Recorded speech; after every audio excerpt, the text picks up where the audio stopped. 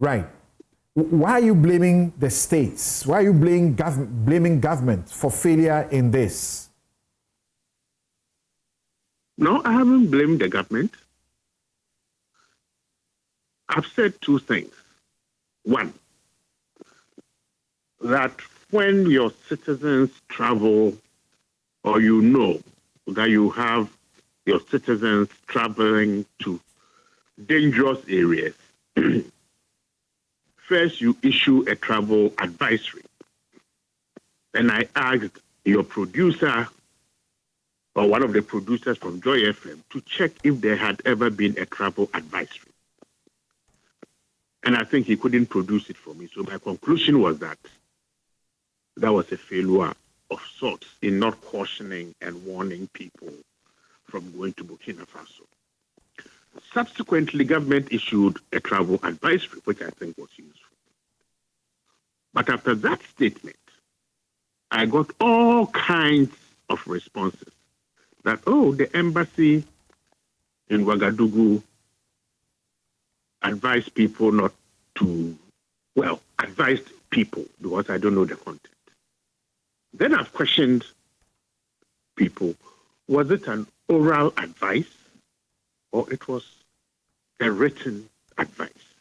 Because, you see, we need to learn from everything that happened.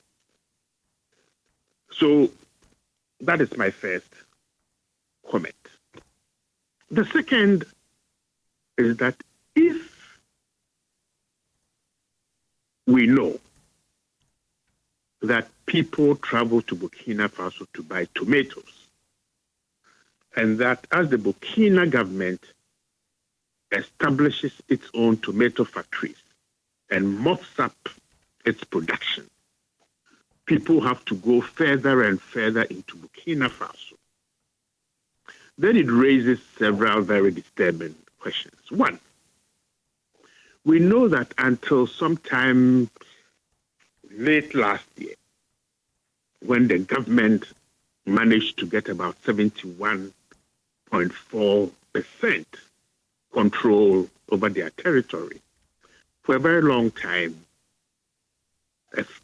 more than 60% of Burkina Faso, particularly the northern parts, were all under terrorist control, particularly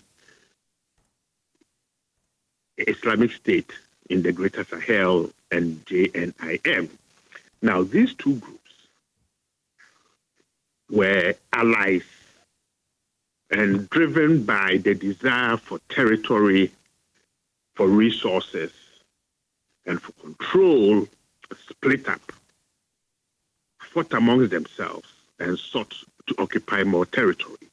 And last night, I gave one of your producers a copy of some work I had done showing the sheer number or frequency of terrorist attacks in that part of Burkina Faso.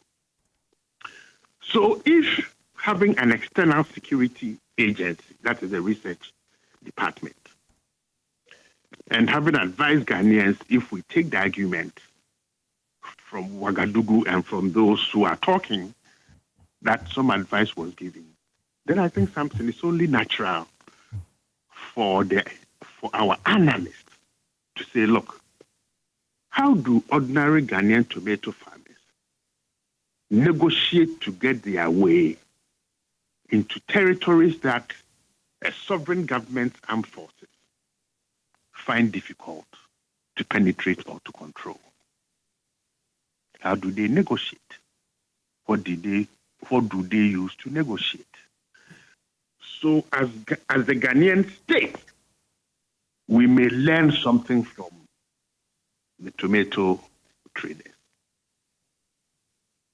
Either some intelligence for the Ghanaian state, but also to find out whether they are engaging in what we call attack trade. Attack trade basically means that during periods of instability or war, when you want to cross into enemy territory, because of the nature of the violence and the conflict, we may need to say, bring us some soya beans, some gari, some powdered fufu, some medications, and we use that as butter to allow access. Prof, Now, the argument that they showed Ghana card and Ghana card gave them access is just a story from. let me read back part of the statements you made in the course of the week. You said that when a state fails its people at their critical point of need, words of sympathy almost don't mean anything. For our people to voluntarily travel to a war zone in search of livelihood, and this is happening. You clearly say the state has failed. That's the question I'm asking. Yeah, but don't you think there's a failure that in a fertile country like Ghana, we travel to a desert to go and buy tomatoes when the Pualugu tomato factory is there, when Akomadan is there? And I've just come from traveling along the border. But Prof, this is a normal trip that the women have been doing in and out. How was the state supposed to think otherwise? Is there something special that has happened that would have given any indications that this was something that could have been prompted and preempted? I think so. And let me say why. Look, terrorists are as smart and calculating as the two of us. We know that although the Accra Initiative was in existence, in the last period around 2023-24, that tensions had already begun to emerge between the Ghana government and the Burkina government because the regime in power then had erroneously sought to sell the Burkinabes to the Americans, that they were using their mines for Russian military aid. We had to go and eat humble pie. Now, immediate Traore came here, and a special envoy was appointed. That meant that there was some rapprochement between the new government of Ghana and then the Burkinabe government. In the calculus of the terror, even if we were perceived as friends, because the two governments then between the MPP-led government and Traore were not friendly, in the calculus of the terrorists, well, these two governments now become friends, and therefore we cannot trust the Ghanaians anymore. Okay, so this is not rocket science. Okay. Okay. So let's take it. Granted that the steps and actions we're seeing are belated, do you have confidence in them to change anything? Confidence